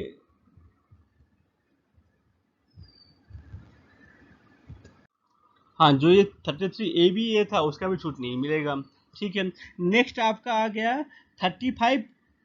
35 क्या है बाबू? 35 है साइंटिफिक रिसर्च। 35 2AA सबसेक्शन क्या लिखा है? 35 2A 2 सबसेक्शन 1 2AA, इस सभी का छूट नहीं मिलेगा। तो आप लोग को पता होगा कि साइंटिफिक रिसर्च दो तरीके से होते हैं, एक जो जो कंपनी है वो अपने यहाँ खुद करता है, और दूसरा हुआ जो अदर किसी नेशनल लेबोरेटरी को या किसी को वो माने किसी के थ्रू आउटसाइड कराता है, थ्रू आउटसाइड एजेंसी कराता है। तो जो आप खुद से करते हो उसका तो छूट आपको मिलेगा, बट जो आप आउटसाइड एजेंसी से करते हो उसका छूट आपको नहीं मिलेगा, उसका छूट आपको नहीं मिलेगा। ठीक है, नेक्स्ट आपका हो गया 35AD इन्वेस्टमेंट लिंक्ड स्कीम, उसका भी नहीं मिलेगा। ठीक है, स्पेसिफाइड बिजनेस का था। Section 35CCC expenditure on agriculture extension project, उसका भी छूट नहीं मिलेगा। ठीक है, नेक्स्ट आपका था सेक्शन 57(2)A, ये आपका हो गया deduction from family pension. Family pension से 1/3 रुपीज़ ऐसे एक छूट मिलता था, वो भी नहीं मिलेगा। तो 57 फैमिली पेंशन वाले को भी यदि आप लोगे तो इसमें नहीं आओगे। ठीक है, इसके अलावा क्या होता है, और under any other provision of chapter 6 है, चैप्टर 6A में जो 80C to 80U आता है उसमें किसी का छूट नहीं मिलेगा एक्सेप्ट, किस चीज़ का एक्सेप्ट बताना। पहला आपका एक्सेप्ट हो गया 80CCD2 employer's contribution to pension fund, जो एम्प्लॉयर कंट्रीब्यूट करते हैं पेंशन फंड में उसका छूट मिलेगा। और कौन सा बताओ तो 80JJAA, ये जो आप करते हो 80JJAA, ये क्या हो गया, ये आपका हो गया एडिशनल एम्प्लॉय कॉस्ट के लिए जो कंपनी को छूट मिलता है। वो माने जो भी कंपनी मतलब जो भी इंडिविजुअल जो बिजनेस कर रहे हैं, जो बिजनेस प्रोफेशन में आपको 80JJAA का छूट मिलेगा। ठीक है, तो 80CCD सबसेक्शन 2, ये कौन सा था? Employers contribution in family pension. तो जो भी employers contribution in family pension है वो कंपनी को छूट, माने वो इंडिविजुअल जो बिजनेस कैरी कर रहा है उसका छूट उसको मिल जाएगा। और नेक्स्ट क्या बताना, नेक्स्ट आपका 80JJAA 80JJAA, इसका भी छूट आपको मिल जाएगा, एडिशनल एम्प्लॉय कॉस्ट का छूट मिल जाएगा। तो मैंने क्या कहा था, जो 80C to 80U होता है उसमें आपको एम्प्लॉयर्स कंट्रीब्यूशन का छूट मिल जाएगा और एडिशनल एम्प्लॉय कॉस्ट का छूट मिल जाएगा। एक बार मैं आपको फिर से बोल दूं इसमें क्या क्या छूट मिलेगा क्या क्या नहीं मिलेगा। आपको यदि बेनिफिट लेना है अल्टरनेटिव टैक्स रिजीम का तो उस केस में क्या होगा, जो लीव ट्रेवल अलाउंस है वो फॉरगो करना पड़ेगा, HRA फॉरगो करना पड़ेगा। ठीक है, और 24B वो फॉरगो करना, interest on borrowed capital on self occupied property, वो फॉरगो करना पड़ेगा। फिर आपका हो गया जो सेक्शन 16 स्टैंडर्ड डिडक्शन, इंटरटेनमेंट और प्रोफेशनल टैक्स, ये तीनों के तीनों जो स्टैंडर्ड जो सैलरी से छूट मिलते थे वो फॉरगो करना पड़ेगा। तो सैलरी वाले केस में ये तीनों फॉरगो करना पड़ेगा। और एचपी वाले केस में क्या होगा, जो सेल्फ ऑक्यूपाइड प्रॉपर्टी है उसके ऊपर जो इंटरेस्ट ऑन बॉरोड कैपिटल है वो आपको फॉरगो करना पड़ेगा, वो आपको छोड़ना पड़ेगा। ठीक है, एडिशनल डिप्रिसिएशन आपको नहीं मिलेगा, एडिशनल डिप्रिसिएशन आपको नहीं मिलेगा। मैं एक मतलब जो इम्पोर्टेंट पॉइंट है मैं उसको लेकर डील करता हूँ। फैमिली पेंशन में जो छूट मिलता था वो छूट आपको नहीं मिलेगा। इसके अलावा जो साइंटिफिक रिसर्च है उसमें जो आपने खुद किया है उसका तो छूट मिलेगा, बट जो आपने आउटसाइड एजेंसी के थ्रू करवाया है या किसी कॉलेज को या किसी अदर ऑर्गेनाइजेशन को दिया है तो उस केस में जो आप किए हो उसका छूट नहीं मिलेगा। और 80C to 80U में कोई भी छूट नहीं मिलेगा except employer's contribution to pension fund और additional employee cost. I think this point is clear. आगे बढ़ते हैं, देखिए क्या लिखा। अब ये कब एप्लीकेबल होगा, आपको कोई भी बॉट फॉरवर्ड लॉस सेटअप नहीं होगा, कैरी फॉरवर्ड और depreciation from any earlier assessment year if such loss और depreciation is attributable to any reduction referred in clause 1। मतलब सिंपली बात है, जो आपको डिप्रिसिएशन कैरी फॉरवर्ड नहीं होगा, जो लास्ट ईयर का जो कैरी फॉरवर्ड डिप्रिसिएशन है और जो लॉस है वो कुछ भी एडजस्ट नहीं होगा। ठीक है, इनकम फ्रॉम हाउस प्रॉपर्टी का जो लॉस होगा वो किसी अदर हेड से एडजस्ट नहीं होगा, वो सिर्फ only income from business. Suppose कीजिए मेरा एचपी का लॉस बहुत अधिक है और मेरा बिजनेस इनकम है, मैं उसे एडजस्ट कर लेता था। आप यदि अल्टरनेटिव टैक्स रिजीम में रहोगे तो वो आप एडजस्ट नहीं कर पाओगे। तो इनकम फ्रॉम हाउस प्रॉपर्टी है, जो लॉस होगा वो आपको इनकम फ्रॉम हाउस प्रॉपर्टी से एडजस्ट करना पड़ेगा। एचपी का लॉस एचपी से एडजस्ट होगा और किसी से एडजस्ट नहीं होगा। ये करंट ईयर की बात है, ठीक है। और नेक्स्ट जो कैरी फॉरवर्ड तो कोई बात ही नहीं होता, क्योंकि कोई भी लॉस सेटअप नहीं होता, ठीक है। अब क्या बोला है, जो आप डिप्रिसिएशन क्लेम करते हो, जो 3212A में जो एडिशनल डिप्रिसिएशन क्लेम करते हो, एडिशनल डिप्रिसिएशन जो 20% मिलता है, उसका भी एक कंडीशन है ना कि 180 डेज रहेगा तब मिलेगा, ठीक है। तो ये आपको बेनिफिट नहीं मिलेगा, ये बेनिफिट आपको नहीं मिलेगा, ठीक है।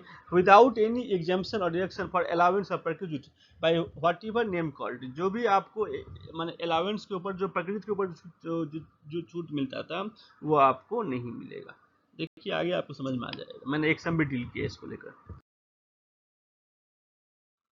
मैंने एक सम भी दिया इसको लेकर, देखिए आपको समझ में आ जाएगा। अच्छा एक बात और, ये मैंने क्या कहा था, जो इंडिविजुअल होते हैं वो तीन तरह के हो गए, नॉर्मल हो गए, सीनियर हो गए, सुपर सीनियर हो गए। तो हमारे नॉर्मल वाले स्लैब में क्या था, 2.5 लाख का था नॉर्मल के लिए, 3 लाख था सीनियर के लिए, और 5 लाख था सुपर सीनियर के लिए। इस केस में 3 लाख और 5 लाख का स्लैब नहीं है, इस केस में 3 लाख और 5 लाख का कोई स्लैब नहीं है, ठीक है। मतलब यदि कोई सीनियर सिटीजन भी है तो उसका जो 2.5 लाख से ऊपर का इनकम रहेगा वो 5% टैक्सेबल हो जाएगा, ठीक है। अब देखिए जो सरचार्ज था 10%, 15%, 25%, 37%, अभी थोड़ा देर पहले मैंने डील किया था, वो एज इट इज रहेगा, वो आपको मिलेगा। Current year HP loss can be set up against, can not be set up किसी अदर हेड ऑफ इनकम से एडजस्ट नहीं कर सकते, जो मैंने कहा था, provision of AMT is not applicable, ठीक है। एएमटी का बेनिफिट आपको नहीं मिलेगा। आगे देखिए अल्टरनेट मिनिमम टैक्स का, ये आपको जब आगे मैं जाऊंगा तो मैं डील करूंगा, आज के क्लास में नहीं, किसी अदर क्लास में उसको मैं डील करूंगा। 87A का रिबेट आपको मिलेगा, जो 12,500 तक का मैक्सिमम रिबेट मिलता है वो आपको मिलेगा। जो स्पेशल टैक्स रेट है वो आपको वो अप्लाई होगा, मतलब 111A जो आपका 15% था वो अप्लाई होगा इरेस्पेक्टिव ऑफ एनी स्लैब, वो स्लैब के अंदर में फॉल नहीं करते हैं। ऐसे ही आपका होता है 112A जो लॉन्ग टर्म कैपिटल गेन होते हैं, जो वो हो गया 112 जो लॉन्ग टर्म कैपिटल गेन है वो भी स्पेशल रेट है, उसमें 10% और 20% दोनों ही होता है। लॉटरी इनकम 30% होता है। तो ये जो स्पेशल रेट है वो स्पेशल रेट प्रिवेल करेगा, स्पेशल रेट आपका रहेगा, वो आपको अलाउ होगा, ठीक है। आप क्या लिखे, जब एचपी जो आप कैलकुलेट करते हो उसमें आपको इंटरेस्ट ऑन बॉरोड कैपिटल तो नहीं मिलेगा, लेकिन जो म्युनिसिपल टैक्स पे करते हो और जो 30% जो जीएबी से एनएबी निकालने के लिए करते हो उसका छूट आपको मिलेगा, ठीक है। अब एक बात उठती है कि बस सभी के बीच में कंफ्यूजन है, option in and option out. बहुत लोग ऐसा करते हैं कि एक बार यदि इस स्कीम में चले गए तो फिर वापस नहीं आ पाओगे, या एक बार यदि आपने वो वापस आ गया तो फिर जा नहीं पाओगे। ये सभी के बीच में कंफ्यूजन है, इसको मैं क्लियर करता हूँ। Opting in and opting out, इस केस में क्या बोला गया, जो इंडिविजुअल और एचयूएफ है जिसका अपना कोई बिजनेस और प्रोफेशन नहीं है, जिसका अपना कोई बिजनेस और प्रोफेशन नहीं है, वो प्रत्येक एवरी ईयर वो सिलेक्ट कर सकता है कि उसके लिए कौन सा स्कीम बेनिफिट है, नया वाला या पुराने वाला। यदि ऐसा हो कि सपोज करो मेरा कोई बिजनेस प्रोफेशन नहीं है, मैं सैलरीड आदमी हूँ, मेरा कोई बिजनेस प्रोफेशन नहीं है, उस केस में क्या होगा, मेरे पास ये ऑप्शन है कि मैं चेक करूंगा कि मुझे 2.5, 5, 7.5, 10, 12.5, 15 मेरे लिए ये जो स्लैब वाला है, जो नया अल्टरनेट टैक्स रिजीम है, ये बेनिफिशियल है या पुराना वाला बेनिफिशियल है, ठीक है। तो इसको लेकर सम आने के चांसेस हैं, सम आने के चांसेस हैं। तो मैंने क्या कहा, in case of individual and HUF not carrying on any business और profession opt for section every year. आप चाहो तो प्रत्येक साल ऑप्ट कर सकते हो, इस साल आप ऑप्ट करोगे नहीं करोगे, लेकिन ये आप ऑप्ट कैसे करोगे, जब आप रिटर्न ऑफ इनकम फाइल करते हो उस समय आपको ऑप्ट करना पड़ेगा। समझ में आया। अब देखिए इन केस ऑफ इंडिविजुअल और HUF carrying on business and profession, मान लो कोई इंडिविजुअल और एचयूएफ उसे कोई बिजनेस और प्रोफेशन है, तब क्या होगा, तब ये इस सेक्शन में आने का और जाने का सिर्फ एक ही रास्ता है। एक बार यदि आप चले गए तो हमेशा के लिए चले गए, एक बार यदि आपने इस ऑप्शन को ऑप्ट कर लिया तो हमेशा के लिए ऑप्ट कर लिया। आपको सिर्फ एक बार लाइफ में मौका मिलेगा इससे बाहर निकलने का, सिर्फ एक बार। और एक बार यदि आप बाहर निकल गए तो हमेशा के लिए बाहर हो गए, दोबारा कभी इन नहीं कर सकते हो, ठीक है, देखिए मैं डील किया हूँ।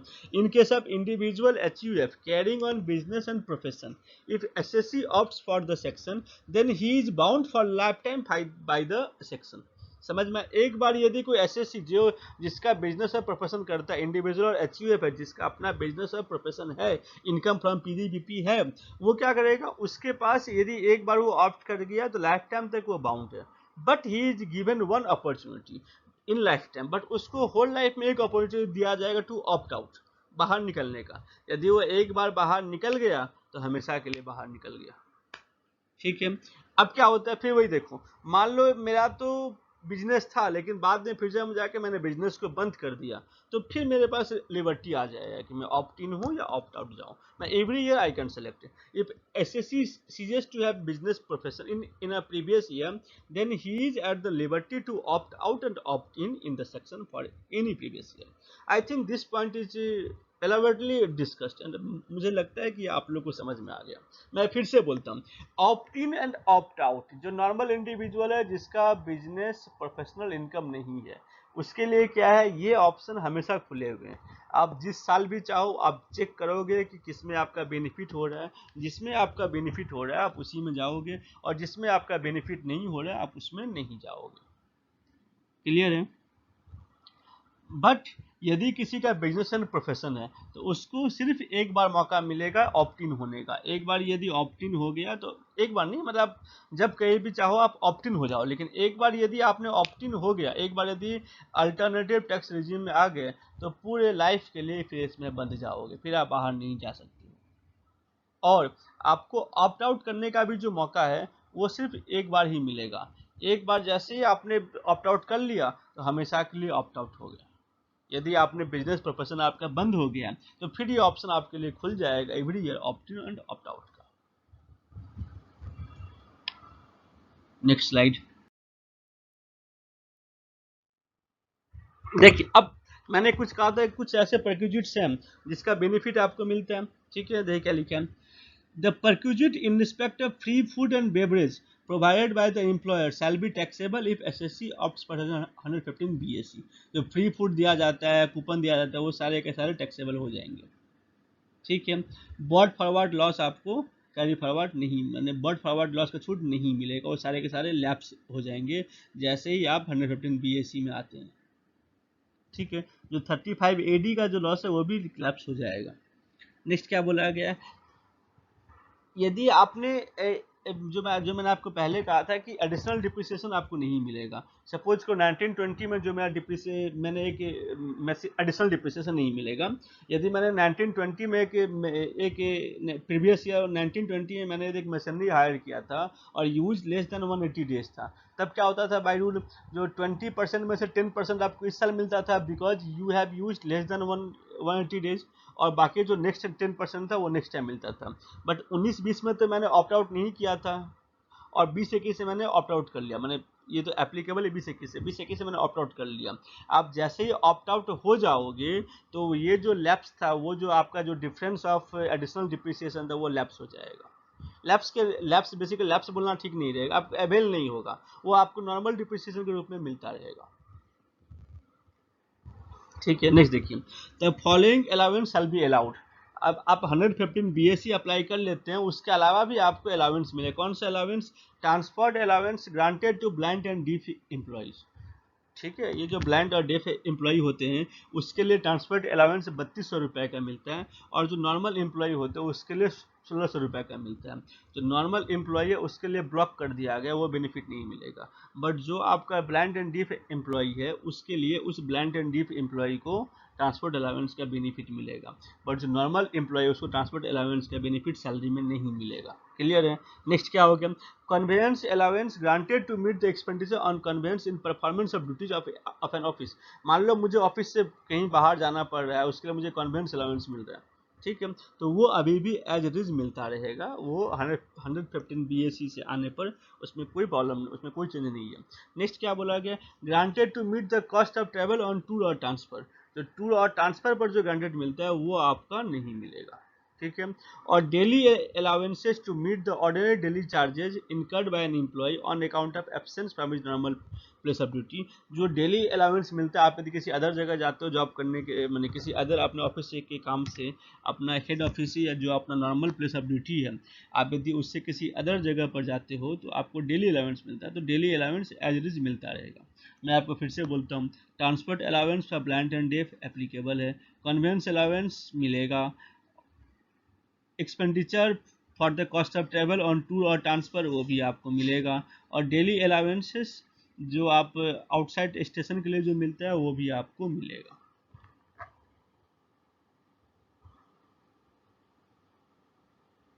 Next, understanding the concept of alternative tax regime, I have given a sum here. आप इस सम को स्क्रीनशॉट ले लीजिए या कहीं पर कॉपी कर लीजिए, आपको अच्छी तरीके से पूरी तरीके से समझ में आ जाएगा। ठीक है। पहला पॉइंट क्या था? पहला पॉइंट था आपका कंट्रीब्यूशन गिवन टू, देखिए X is a businessman, his business income as per profit and loss account for the year ending March 31, 2021 is rupees 71,88,000. Debit side of PL account include the following. ठीक है, तो मैंने क्या कहा था, x 44 years का है, ये अल्टरनेटिव टैक्स रिजिम में इरिलीवेंट है। नॉर्मल में तो रिलीवेंट है क्योंकि आपको देखना पड़ेगा, सीनियर रहेगा तो बेसिक एग्जाम्पशन 3 लाख का होगा और सुपर सीनियर है तो 5 लाख का होगा, मैंने पहले ही कहा था। But in case of alternate tax regime, no extra benefit is given to senior citizen और super senior citizen. I think ये शायद जो लॉ मेकर से कुछ छूट गया था, सीनियर और सुपर सीनियर को छूट देना चाहिए। And I think so in near future may be there may be the chances of changing of amendment in this law to adjust to accommodate benefit for senior और super senior citizen. ठीक है, आगे देखिए क्या लिखा है, contribution given to national laboratory for claiming deduction. मैंने क्या कहा था, जो साइंटिफिक रिसर्च के लिए एक्सपेंसेस दो तरह के होते हैं, एक मैं सेल्फ करता हूं और एक मैं आउटसाइड एजेंसी के थ्रू कराता हूं। मैंने क्या कहा था, जो मैं सेल्फ करूंगा सिर्फ मुझे उसका छूट मिलेगा, और जो मैं आउटसाइड एजेंसी से कराऊंगा उसका मुझे कोई छूट नहीं मिलेगा। क्लियर है? तो वो नेशनल लेबोरेटरी में सॉरी वो आपका अल्टरनेटिव टैक्स रिजिम में उसका कोई बेनिफिट नहीं मिलेगा। तो contribution given to national laboratory is a third party है, तो मैंने जो इसको कंट्रीब्यूशन दिया है उसका डिडक्शन 35(2)(a) में नहीं मिलेगा, मतलब 35(2)(a) का बेनिफिट नहीं मिलेगा। ठीक है, नेक्स्ट देखिए क्या लिखा है। नेक्स्ट क्या है, नेक्स्ट आपका है रिवेन्यू एक्सपेंडिचर। नेक्स्ट आपका रिवेन्यू एक्सपेंडिचर और scientific research air to business of X. ठीक है, 35(1)(1), जो 35(1)(1) है ये आपका इनकर्ड बाई सेल्फ का है, तो सेल्फ के लिए है तो इसमें दोनों में बेनिफिट मिलेगा। नेक्स्ट देखिएगा, cash payment of a bill. हाँ ठीक है, 10,000 से अधिक यदि मैं पे करता हूँ वो डिजअलाउ होता है, इसीलिए ये डिजअलाउड ऑफ एक्सपेंसेस है, तो ये प्रॉफिट को इंक्रीज कर देगा और ये एडिशन होगा। Credit side of PL account, अब देखो पीएल में क्या दिया, डिविडेंड फ्रॉम इंडियन कंपनीज 95,000, तो डिविडेंड क्या होगा, पीजीपीपी का पार्ट नहीं है, तो पीजीपीपी में लेस होगा, इनकम को कम कर देगा और आईओएस के अंदर वो ऐड हो जाएगा। Refund of income tax, income tax का रिफंड मिला विदाउट इंटरेस्ट, तो जो इनकम टैक्स का रिफंड मिला वो तो आपका इनकम है ही नहीं, तो ये कहीं नहीं जाएगा, ये पीजीपीपी के जो इनकम साइड में दिया हुआ था उसको एडजस्ट कर देगा, इसीलिए ये पीजीपीपी से ये लेस हो जाएगा और ये अदर और किसी जगह नहीं जाएगा। नेक्स्ट क्या बोला गया, X is entitled to claim the following deduction, आपको इस चीज का छूट मिलेगा। बताइए क्या लिखा है, एडिशनल डिप्रिसिएशन, गौर से सुनिएगा, additional depreciation alternative tax regime में नहीं मिलता है, तो बट नॉर्मल में मिलता है, तो नॉर्मल में ये मिलेगा बट अल्टरनेटिव टैक्स रेजिम में इसका छूट नहीं मिलेगा। Donation given to PM's relief fund, PM's relief fund में भी छूट नहीं मिलेगा, क्योंकि मैंने क्या कहा था 80C टू 80U तक में सिर्फ दो चीज का छूट मिलता है, 80CCD2 मान employer's contribution to pension fund, और 80JJAA ये आपका होता है employee cost, additional employee cost के लिए जो छूट मिलता है वो होगा, तो सिर्फ आपको 80JJAA का मिलेगा और किसी चीज़ का छूट नहीं मिलेगा। इस सम को एक बार अब 80C 80D 80E 80EE भी ये जो नॉर्मल टैक्स रेट में तो मिलेगा, अल्टरनेटिव टैक्स रेट में नहीं मिलेगा। Find out the net income and tax liability of x under the normal tax provision and alternative tax regime under 115 BSc। आप लोग काइंडली इस सम को कॉपी कर लीजिए या स्क्रीनशॉट ले लीजिए। मैं नेक्स्ट मूव करता हूँ, मैं इसको सॉल्व करूँगा। और बहुत ही इंटरेस्टिंग सम है। एक सम यदि आप कर लोगे तो जो अल्टरनेटिव टैक्स रिजीम का जो कंसेप्ट है वो पूरी तरीके से क्लियर हो जाएगा। नेक्स्ट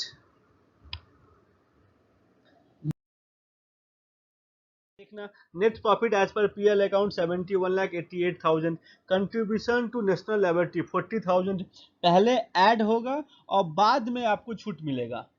देखिएगा, बाद में contribution to national laboratory list में आपका दिया हुआ है माइनस में 40,000। तो देखिए क्या करते हैं, net profit as per PL account. क्योंकि क्या होता था ना साइंटिफिक रिसर्च में पहले था कि 125% का 150% का इस सब का छूट मिलता था।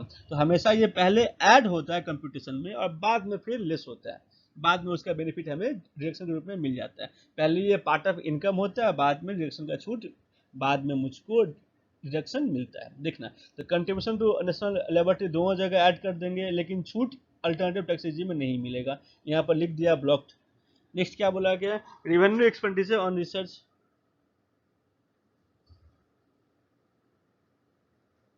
यहाँ पर कर दिया गया ब्लॉक। अब देखिए, रेवेन्यू एक्सपेंडिचर ऑन रिसर्च 30,000, इसमें दोनों जगह ही छूट मिल जाएगा, इसमें दोनों जगह ही छूट मिल जाएगा। क्लियर है। नेक्स्ट क्या बोला गया, कैश पेमेंट एक्सीडिंग ₹10,000, 35,000 ये आपके इनकम को ऐड कर दे, इसलिए ऐड हो गया।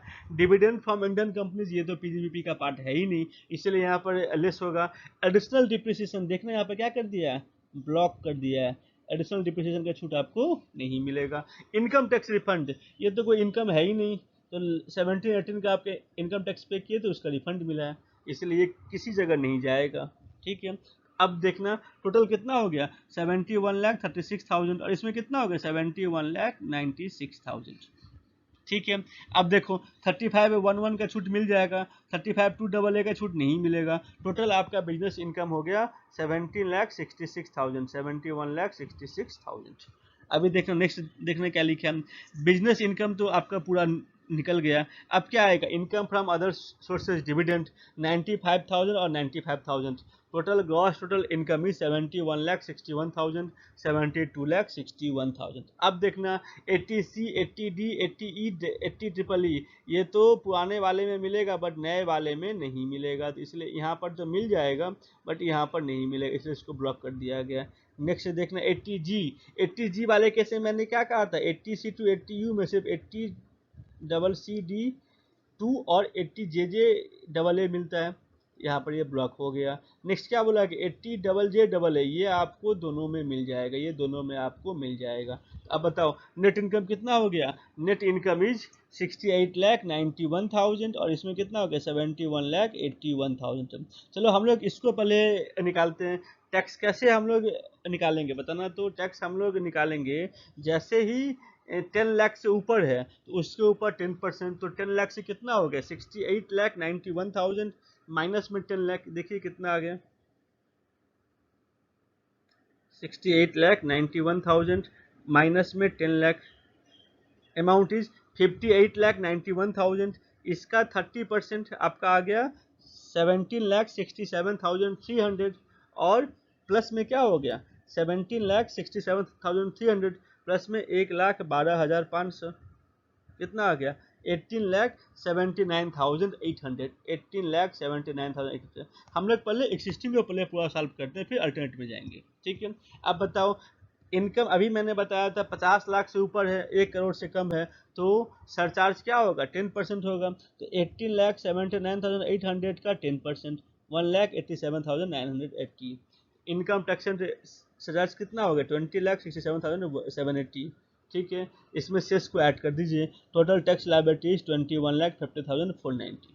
आ जाओ, अब अल्टरनेटिव टैक्स रेजिम में आते हैं। क्या बोला गया बताना, क्या बोला गया, इसमें आपका 71,81,000, तो हमको कैसे निकालना है, एवरी 2.5% पर आपका 5% का ये स्लैब बढ़ते जाता है। तो पहला 2.5 से 5, 12,500। नेक्स्ट आपका क्या हो गया, 5 से 7.5, नेक्स्ट आपका 2.5 लाख रुपया पर कितना परसेंट हो गया, 10% इज 25,000। तो पहला 12,500, फिर नेक्स्ट आपका हो गया 25,000। नेक्स्ट आप देखिए 7.5 से लेकर 10, 7.5 से लेकर 10, 2.5 लाख रुपया। इसका कितना परसेंट था आपका? 15%। इसका 15%।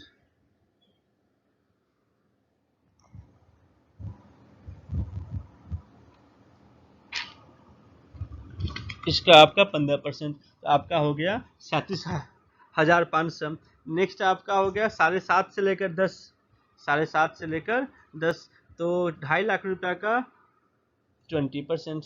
ठीक है, 2.5 लाख रुपया का 20% कितना हो गया देखना, 2.5 लाख रुपया का 20% इक्वल टू 50,000 रुपीज। ठीक है, और फिर क्या बोला गया, 10 से लेकर 12.5 लाख रुपया, उसका फिर 25%, मतलब फिर से आपका 2.5 लाख रुपया का 25%, 25% कितना हो गया 62,500। और फिर क्या बोला गया, 12.5 से लेकर 15, 2.5 लाख रुपया का फिर 30%, 2.5 लाख रुपया का फिर 30%, 75,000। इस सबको आप ऐड कर लीजिए, इस सबको आप ऐड कर लीजिए। अब 15 लाख से ऊपर जो है, 15 लाख से जो ऊपर है, 15 लाख से कितना ऊपर हो गया देखना, 71,91,000, 71 लाख कितना था, 81,000, 71,81,000, 71,81,000। इसका कितना परसेंट, इसका आपका आएगा 30%। ये सॉरी 71,81,000 माइनस में 15 लाख लेस कर दो इसको, 56,81,000। इसका आपका आ गया 30%, इसका आपका आ गया 30%, टोटली 17,04,000, 17,04,000। और उसके पहले आप ऐड कर दीजिए, जो पहला था 12,500, फिर 25,000, फिर 37,500, फिर 50,000, और फिर 75,000। तो वो आप ऐड कर दीजिए, सब मिला के कितना आएगा, सब मिला के आपका आएगा 18,91,800। सरचार्ज मैंने क्या कहा था, अल्टरनेटिव टैक्स रेजिम में भी सरचार्ज एप्लीकेबल है, तो 189 180 का मिल गया आपको, सरचार्ज चार्ज कर लिए। Income tax and surcharge 20,80,980, health and education से 4% 83,239, टोटल इज 21,64,219। ठीक है, ये आप लोग इस सम को सॉल्व कीजिएगा फिर से। ठीक है, इसमें बहुत सारे कंसेप्ट क्लियर हो जाएंगे, बहुत सारे कंसेप्ट क्लियर हो जाएंगे। चलिए मैं आगे बढ़ता हूँ। ठीक है, नेक्स्ट स्लाइड। ठीक है, थैंक यू। आज का क्लास थोड़ा सा लंबा हो गया, और क्योंकि ये दो इम्पोर्टेंट कंसेप्ट को लेकर मैंने डील किया था, एक तो सरचार्ज का और दूसरा अल्टरनेटिव टैक्स रिजीम का। सो आई थिंक सो ये आप लोग को कंसेप्ट क्लियर है। अब काइंडली किसी को डाउट हो, कुछ हो तो देखिएगा, इसको फिर से रिपीट कीजिएगा और अपने फ्रेंड लोग में इसको शेयर कीजिए। ठीक है, थैंक यू फॉर टुडे।